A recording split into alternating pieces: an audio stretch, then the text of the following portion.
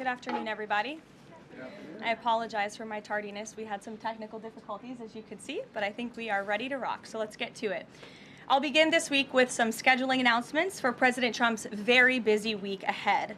Tomorrow, President Trump will host his 9th cabinet meeting of the year alongside his incredible cabinet, who continue to deliver for the American people at a record pace. Later in the afternoon tomorrow, the president will make an announcement in the Oval Office on his initiative to create Trump accounts to give the next generation of Americans a jump start on savings. It will be a very exciting announcement indeed, especially for all of the parents across the country with young children and babies. On Thursday, President Trump will host the presidents of the Republic of Rwanda and the Democratic Republic of Congo to sign the historic peace and economic agreement that he brokered. On Thursday night, the President and the First Lady will celebrate one of America's greatest traditions, the lighting of the national Christmas tree on the Ellipse. And on Friday, President Trump will attend the FIFA World Cup final draw at the Kennedy Center. You all will be seeing and hearing from the President every day this week, so you have me today, and then he will take on the rest of the week himself. Next, I would like to address the horrific tragedy that took place in our nation's capital last week. A foreign terrorist that the Biden administration failed to properly vet ambushed 2 members of the West Virginia National Guard who were honorably serving here to keep the residents and visitors of Washington, D.C. safe. U.S. Air Force Staff Sergeant Andrew Wolf was severely wounded in the attack and remains hospitalized while he continues to fight for his life. Tragically, U.S. Army Specialist Sarah Beckstrom died of her wounds. She was just 20 years old. President Trump and the entire White House are praying for Andrew's full recovery at the request of his parents and their personal phone call with the president over the weekend. And we are keeping Sarah's family and friends in our prayers during this unimaginably difficult time. Sarah and Andrew represent the very best of America. 2 young patriots who were willing to put on the uniform and risk their lives in defense of their fellow Americans. Both of them truly embody the profound words spoken by Jesus Christ in the gospel. Greater love has no one than this, to lay down one's life for one's friends. Sarah and Andrew are heroes, and we will never forget their sacrifice. That means ensuring the monster responsible for this atrocity is prosecuted to the fullest extent of the law and faces the most severe punishment possible. It also means reckoning with why this atrocity was allowed to happen in the first place, so that it may never occur again. Here are the facts. The terrorist who gunned down American soldiers blocks away from the White House in an ambush was an Afghan national who was flown into our country by Joe Biden's administration in September 2021 in the chaotic wake of their botched withdrawal from Afghanistan. One of the most embarrassing moments in the history of our great country. Joe Biden's historic failure in Afghanistan continues to haunt this country and our men and women in uniform. Not only did this surrender lead to a suicide bombing that killed 13 American heroes in Kabul, but now National Guard troops were shot on U.S. soil by the same kind of enemy. We continue to live with the deadly consequences of Joe Biden's horrific leadership. Nearly 100,000 Afghans were recklessly released into the United States with little to no vetting. There was no regard for the disorder and violence that this would unleash on American communities and American culture. Reportedly, thousands of these strangers and unknown individuals were flagged to the Biden administration for national security, public safety, and fraud concerns. But the terrifying truth is that the Afghanistan debacle is just a small part of Democrats' complete and total betrayal of the American people during the Biden years. The tragedy that we just witnessed the day before Thanksgiving is a reminder that untold thousands of terrorists, gang members, and criminals were invited into our country and remain here to this very day. The border is now secure, thanks to President Trump, but the threat in our interior remains real and urgent. These public safety threats are already inside our land. And President Trump was elected on a promise to find and remove them. And he has already taken significant steps and made significant progress towards fulfilling this promise. But there is more work to be done because President Trump believes that he has a sacred obligation to reverse the calamity of mass, unchecked migration into our country. As a result, the Trump administration is now actively re-examining all of the Afghans imported into the country by Joe Biden. Any individual who threatens our national security or our citizenry will be subject to removal. President Trump has already permanently paused migration of foreign nationals from third world countries that pose a very high risk to the United States. For too long, past American presidents supported self-destructive immigration policies that allowed foreigners who outright hate our country and have no interest in assimilating into our culture.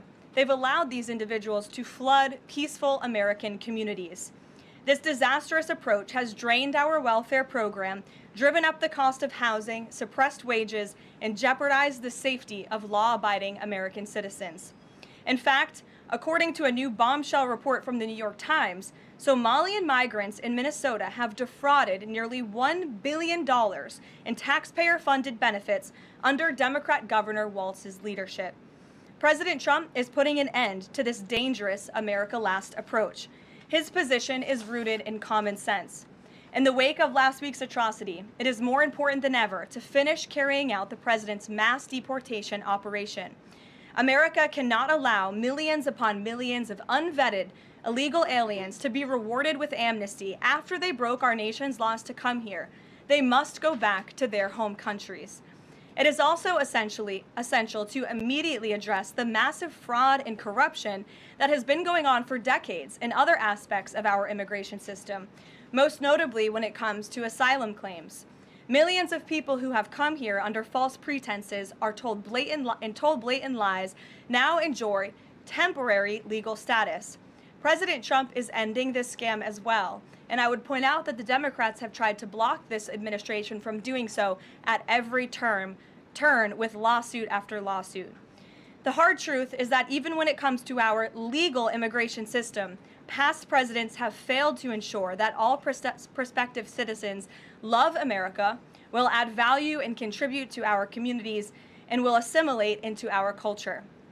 Leaders have a duty to defend and advance the interests of their own people, not foreign nationals. Leaders also have a duty to preserve the integrity and character of our nation's national identity. That is why President Trump is more committed than ever to fully restoring American sovereignty by keeping our borders secure, removing all illegal alien invaders, and rebuilding a legal immigration system that makes sense and benefits our country. President Trump has no higher responsibility than to defend our homeland and our people, and he will never waver in doing so. With that, I will open it up to questions, and we'll lead today with Isabel Brown, who is in our new media seat. She's a very popular face on television these days. She's built a great independent media podcast and platform with the Daily Wire, and I appreciate your being here, Isabel.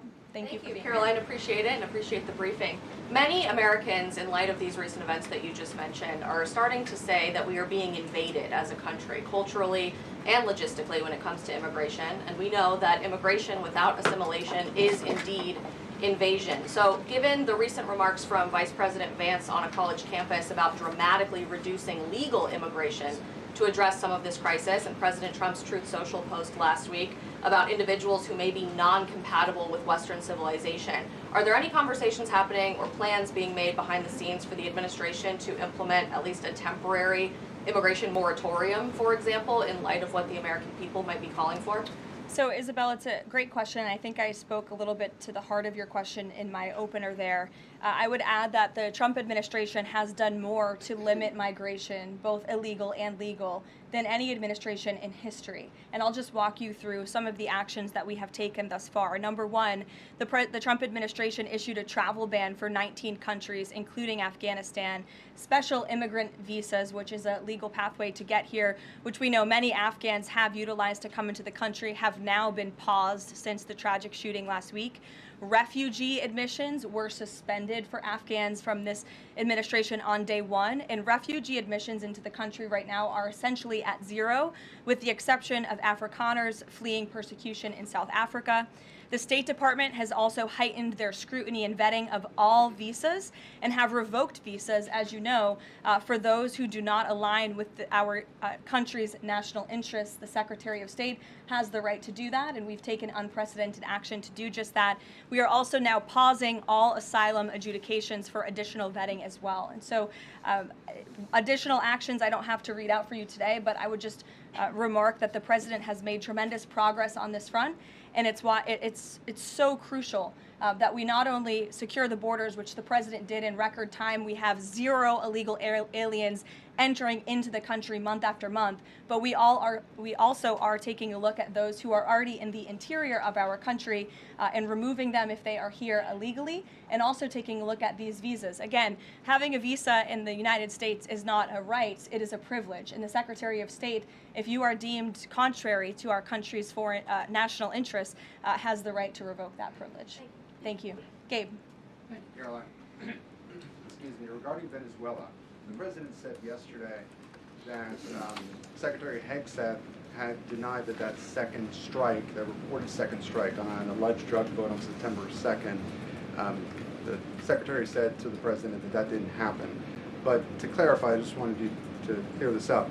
In his social media post, Secretary Hegseth didn't go into details about that strike. He just said U.S. operations in the area were lawful, and he said that the story and media reports were fabricated. So to be clear, does the administration deny that second strike happened, or did it happen and the administration denies that Secretary Hegseth gave the order? The latter is true, Gabe, and I have a statement to read for you here. President Trump and Secretary Hegseth have made it clear that presidentially designated narco-terrorist groups are subject to lethal targeting in accordance with the laws of war. With respect to the strikes in question on September 2nd, Secretary Hegseth authorized Admiral Bradley to conduct these kinetic strikes. Admiral Bradley worked well within his authority and the law, directing the engagement to ensure the boat was destroyed and the threat to the United States of America was eliminated. And I would just add one more point to remind the American public why these lethal strikes are taking place. Because this administration has designated these narco-terrorists as foreign terrorist organizations. The President has a right to take them out if they are threatening the United States of America and if they are bringing illegal narcotics that are killing our citizens at a record rate, which is what they are doing.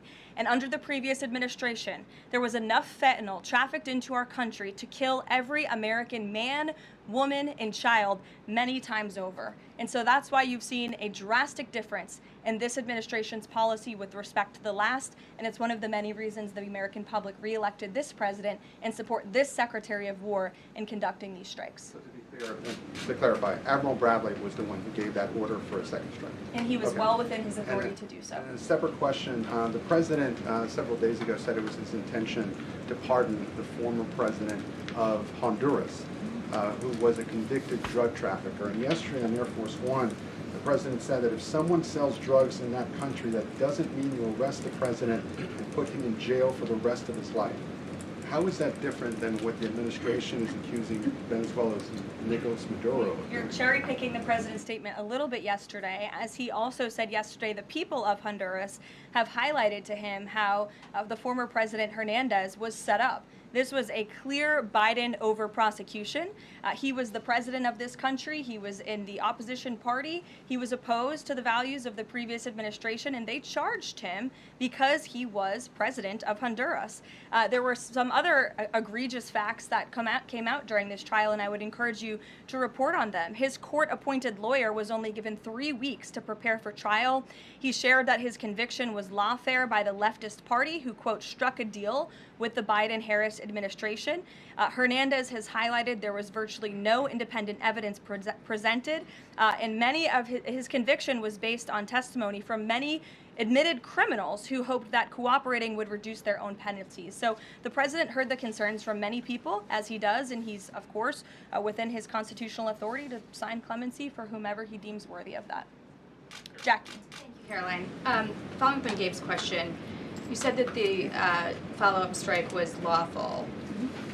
What law is it that allows no survivors? The strike conducted on September 2nd was conducted in self-defense to protect Americans in vital United States interests. The strike was conducted in international waters and in accordance with the law of armed conflict. And then On this pardon for the Honduran president, does it at all undercut the administration's messaging while you have these congressional Republicans defending the strikes on the narco-terrorists and then a pardon for a convicted drug trafficker? Does that make it more difficult for your members to defend your administration's policy? I don't think so, Jackie. I think that President Trump has been quite clear in his defense of the United States homeland to stop these illegal narcotics from coming to our borders, whether that's by land or by sea. And he's also made it quite clear that he wants to correct the wrongs of the weaponized Justice Department under the previous administration. And Ouija, I'll call on you because I think we're wearing matching blazers today. I was going to Great compliment minds. yours.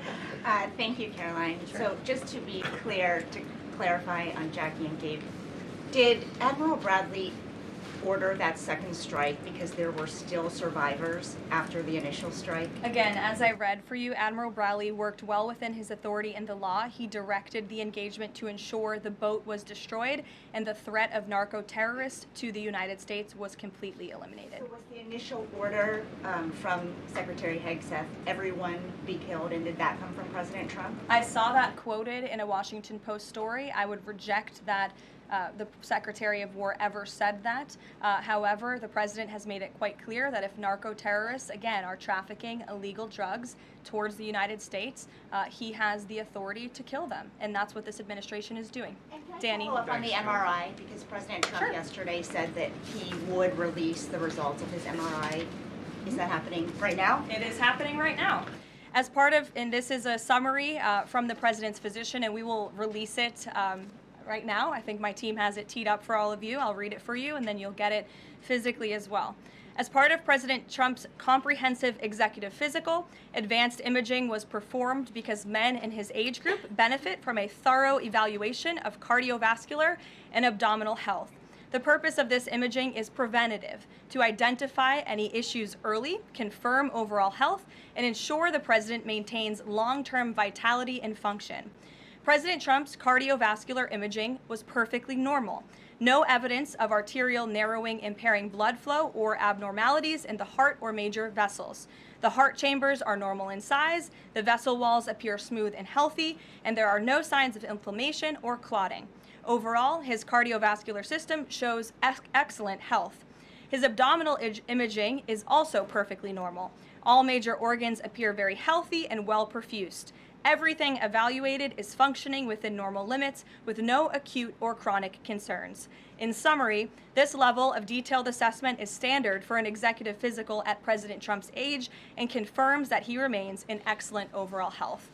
Again, we will provide that to you. I think that's quite a bit of detail, and in the effort of transparency, the President promised it last night, and we have delivered today. So there you go. Danny. Thanks, Caroline. Just going back to Venezuela, can you confirm that President Trump is going to be hosting a meeting of his national security team in the Oval Office today on Venezuela? And what are they going to discuss? Are they hoping to reach a kind of final decision on that? Out of the effort of transparency, I will confirm that the President will be meeting with his national security team on this subject and on many matters. He meets with his national security team quite often. He's the commander-in-chief. It's part of his responsibility to ensure that peace is ongoing throughout the world. I'm definitely not going to detail the specifics of a meeting between the President and his national security team that's taking place in the Oval Office, but I'm happy to confirm that meeting is taking place for you. Can you tell us, what's the position on whether US troops on the ground is a possibility there? Is that, I know you've answered that before, but what's the current operative In status? Venezuela? I think my previous answer stands. There's many options at the President's disposal that are on the table, and I'll let him speak on those. Ed. Thanks, Caroline. The U.S. announced a trade framework deal with the United Kingdom on pharmaceuticals, where they will pay 25% more, and the savings theoretically will go back to American consumers. What guarantees are in that savings will in fact go back to the American consumer and not be sucked up by the company? I'm going to be honest with you, Ed. I'll get you the answer to that question after the briefing. So the American Rescue Plan, Sure. funded a number of universal income. Kush will get you that answer, right, Kush? My trade guy over here. The American Rescue Plan funded a number of universal basic income programs. Now Cook County, Illinois is extending that program into 2026 with $7.5 million of taxpayer money. What does the White House think about that? I'll also get you an answer on that after the briefing end. 0 for 2. Go ahead. Sure. And then in the interest of transparency, does the White House support releasing the Department of Defense's video of those September 2nd strikes on those military boats? And also, separate topic on presidential pardon power. Why did the president commute the sentence of David Gentile recently? He was a private equity executive. He served 12 days out of a 7-year sentence. Prosecutors said he defrauded $1.6 billion with thousands of victims, including veterans, farmers, teachers. Why was he pardoned? To your first question, that's definitely not a decision for me to make. I would defer you to the Department of War. It's also probably a decision for the president himself to make. As for your second question with respect to that pardon, he issued a commutation for Mr. Gentile, who's the former CEO and co-founder of GBP Capital Holdings. Unlike similar companies, GBP paid regular annualized distributions to its investors. In 2015, GBP disclosed to investors the possibility of using investor capital to pay some of these distributions rather than funding them from current operations. Even though this was disclosed to investors, the Biden Department of Justice claimed it was a Ponzi scheme. This claim was profoundly undercut by the fact that GBP had explicitly told investors what would happen. At trial, the government was unable to tie any supposedly fraudulent representations to Mr. Gentile. In short, again, this is another example that has been brought to the president's attention of a weaponization of justice from the previous administration, and therefore he signed this commutation. So say that these people were defrauded. I just read you a very detailed summary of why the commutation was made. Sure. In the middle with the red tie. Thank you, Caroline. Okay, Andrew, go ahead, and then you. In wake of Congresswoman Marjorie Taylor Go ahead Greene's early resignation, reports last week indicated that other House Republicans might consider doing the same. Does the president have any concerns in light of those reports about other House Republicans potentially leaving early, as well as the other announced retirements that we saw in the last couple of days? Look, I think the president maintains very good relationships with the vast majority, maybe with the exception of one or two. I think many in this room know who I'm referring to. Very good relationships with members of Capitol Hill within the Republican Party. And the president clearly is the unequivocal leader of the Republican Party. I think it was a recent CNN poll that actually showed that more than 90% of Republicans continue to support President Trump as the leader. So he maintains very good relations, as does his entire team here at the White House. And of course, we have a very slim margin in the House, and the president wants that to continue. Andrew, go ahead. I've got two for you. Sure. First, on the Venezuela strike.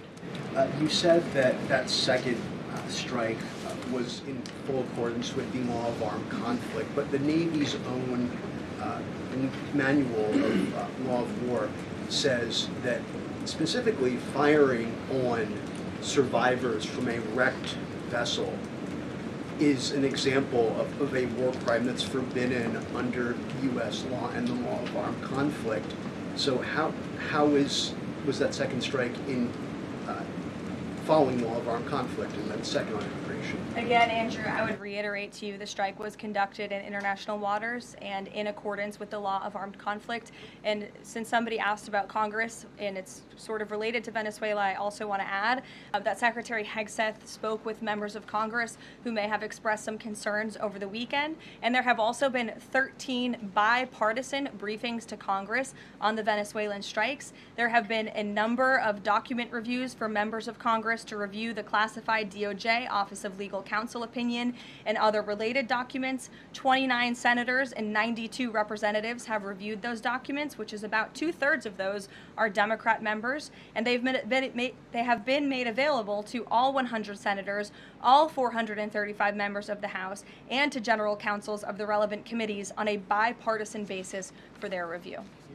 On immigration, during your topper you said, and I quote, "Leaders also have a duty to preserve the integrity and character of our nation's national identity."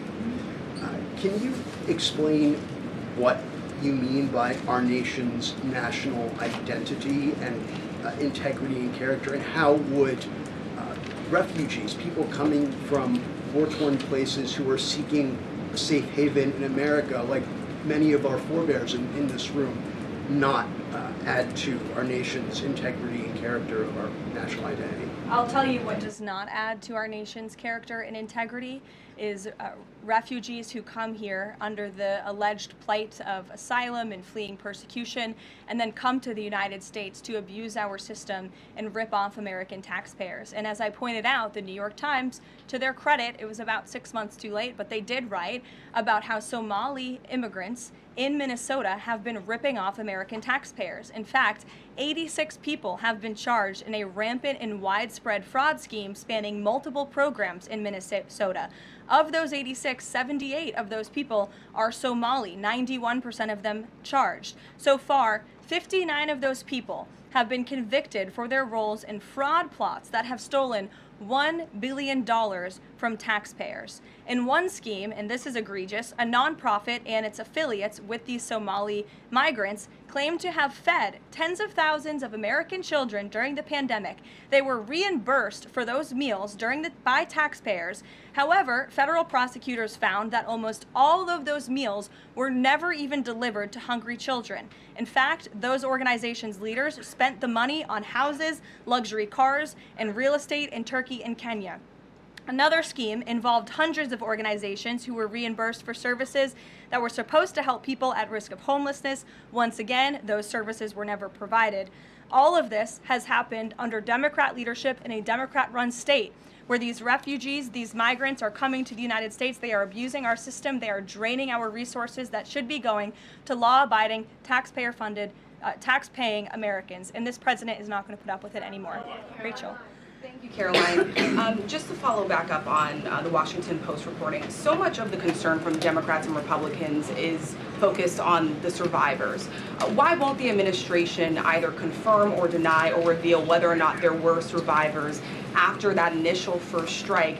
And what imminent threat would two survivors pose who were clinging presumably to the wreckage of that boat? Again, as I said, I think you guys are sort of not listening fully to the statement I've provided. Admiral Bradley worked well within his authority and the law, directing the engagement to ensure the boat was totally destroyed and the threat to the narco-terrorists, to the United States, was eliminated. And for any further questions about his thinking, I would defer you to the Department of War. I obviously wasn't in the room for these. Just to follow up, Caroline, just on the administration's policy when it comes to survivors, was there a change in policy after this strike on September 2nd? The Washington Post is reporting that these two survivors were killed after a second strike, but then in October, two people were rescued and returned to Colombia and Ecuador. So was there a decision that was made to handle survivors differently after these strikes? Not to my knowledge, no. Steve.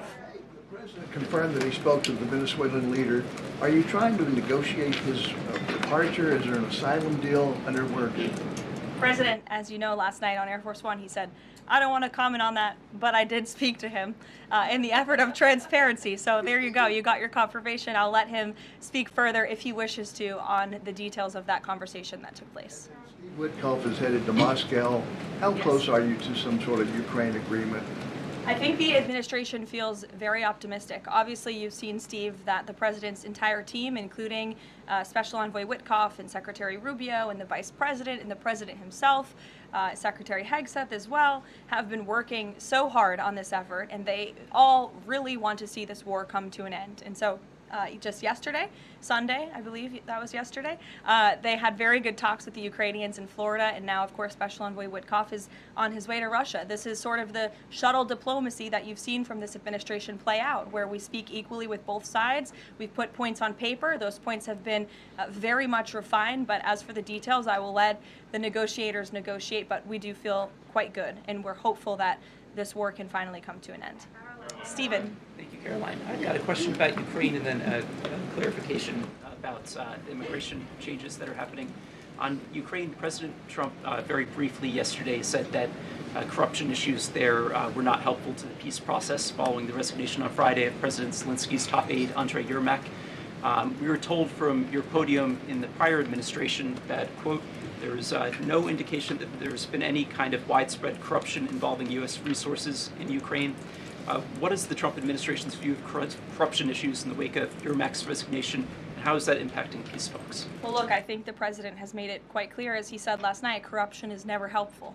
And he does not want to see American tax dollars taken advantage of, which is why he has stopped the endless checks that were being written by the previous administration to fund this war. The United States is selling weapons to NATO that are being sent to Ukraine. That's a very different thing than the American people writing blank checks to a war effort very far away. It does not degrade the administration's determination to see this war come to an end, but I think it exemplifies the president's desire to always put the American people and the American taxpayer first. On immigration, you mentioned, or you emphasized that there would be a review of the Afghans who were resettled here under the previous administration. Yes. There's a lot of changes happening right now to asylum and to green card holders. What should the 2 million people with pending asylum claims, or the roughly 1 million people from the 18 other countries of concern, know about what's going on in the review? What's the status of all these other people? They're essentially paused for review, and the Department of Homeland Security is taking this very seriously, because we are not going to allow soldiers like we saw in American streets last week to be gunned down at the hands of these foreign nationals who had the privilege of coming to the United States of America. And unfortunately, this is not the only example of a dangerous Afghan who was let in by Joe Biden, who went on to harm the American people. There was an Afghan national who was let into the country under the Biden administration through Operation Allies Welcome, who shot and wounded 2 Fairfax, Virginia police officers during a routine traffic stop. He was killed by return fire after declaring, quote, "I should have served with the explicitive Taliban." 2 Afghan nationals were given legal status by the Biden administration as well, who were arrested and prosecuted for plotting a terrorist attack in Oklahoma just before Election Day in 2024. We all remember that. They possessed hundreds of rounds of ammunition and had pledged their allegiance to ISIS. There was also an Afghan national who was on the terror watch list who was apprehended by Border Patrol in 2024, but then he was released into our country by the Biden administration. Again, let's just highlight the absurdity of that. Border Patrol apprehended a terrorist, and then the Biden administration, because of their lax policies, still allowed him to come into the United States of America. I think everyone in this room, whether you want to admit it or not, does not want that individual living alongside you in your American neighborhood. And that individual was later arrested again after being allowed to live in the U.S. at large for over a year. Another one, a criminal illegal alien from Afghanistan, was arrested by ICE in 2025, convicted of second-degree assault, was previously allowed to stay in the country by the Biden administration. I have several more examples here. I'm happy to provide them to anyone in this room. John. Thank you, Caroline. First of all, happy Thanksgiving to Thank you and your young family. Hope you enjoyed it. I have 2 questions unrelated. The first, back to Afghanistan. My son and I walked by the horrific shooting less than 1 hour before it happened. So for anybody that's here, this thing's real. You outlined all of these unvetted Afghans that that were let in by Biden. We just had one the other day that was going to blow up a DHS building. Can you be specific on what the Trump administration is doing now to re-vet those that are here so that we don't get a repeat of what we had Wednesday night? Sure. I can tell you 2 top-level things, and I would defer you to DHS for more of the specifics, as of course they are leading this effort, and I can assure you Secretary Noem is on the ball. I've spoken with her and her team, and they have an all-hands-on-deck effort to having resources go towards this. But we have paused all asylum adjudications, and then of course the special immigrant visas, which we know many Afghans utilize to come into the country under the Biden administration, have also now been paused. And I would just point out one more time that the Biden administration was responsible for the original sin that led to this tragic killing last week, the botched withdrawal from Afghanistan. He was responsible for Operation Allies Welcome, which is something that this White House and the people behind this podium in the last administration fully and wholeheartedly embraced. And they assured the American people there would be no risk or no harm to them. And as I just laid out for you in those many examples, that unfortunately and tragically has not turned out to be the truth. Just ask the families of these 2 brave National Guardsmen, one who is no longer with us and one who continues to fight for his life. So I know the president is wholeheartedly focused on this effort, and I think unfortunately these events do remind us why it's so important that the president's mass deportation operation continues. With that, follow up. The White House today launched a new fake news portal, which I found interesting. What is your objective with that, ultimately? And are you going to name the news networks, and are you also going to name some of the correspondents, some which may be here today? Yes. We are. I'm glad you noticed. Much to the dismay of some of your colleagues in the room, John. And I think it goes to our original promise on day one to hold the media accountable, because unfortunately, and we deal with this all day, every day around here, there are so many fake stories that are unfortunately written that have inaccurate characterizations of meetings that took place, and it's all based on anonymous sourcing. And you know, the standard for journalism, unfortunately, has dropped to such a historic low in this country. And again, we deal with it every day, where you can have an anonymous source who has no idea what they're talking about, zero credibility, call up a reporter in Washington and say, hey, I heard this, and then the next thing you know, it's on the front page of the New York Times. It's really incomprehensible. We appreciate the journalists, some of those who are in this room who do reach out for comment, who try to get things right, and there are some that remain. But overwhelmingly, the fake news that we see pumped out of this building on a day-to-day basis, it's honestly overwhelming to keep up with it all, and to constantly have to defend against these fake news and these attacks. And I will point out one fake news story over the weekend before I let you all go, from the New York Times that took about 1/3 of the president's daily calendar and his daily schedule and said that he's doing less than he did in his first term, or he might not be fit for the job. That is unequivocally false, and it's deeply unfortunate that this story was written by the same outlet and the same reporter who wrote this: Biden is doing 100% fine after tripping while boarding Air Force One. Oh, same outlet, same reporter who wrote that President Trump is not fit for the job. Are you kidding me? You all see him almost every single day. He is the most accessible president in history. He is taking meetings around the clock. Another one. Biden declared, quote, healthy and vigorous after his first presidential physical. I don't see headlines like that too often about this president. Again, same reporter, same outlet who wrote falsely over the weekend that President Trump is not fit for the job. I can assure you he absolutely is. You all see that with your own eyes on a daily basis, and the president's physician has now given you all 3 detailed reports on the state of the president's health. So with that, I will leave you all and we'll see you tomorrow. Thank you. Thank you, Caroline.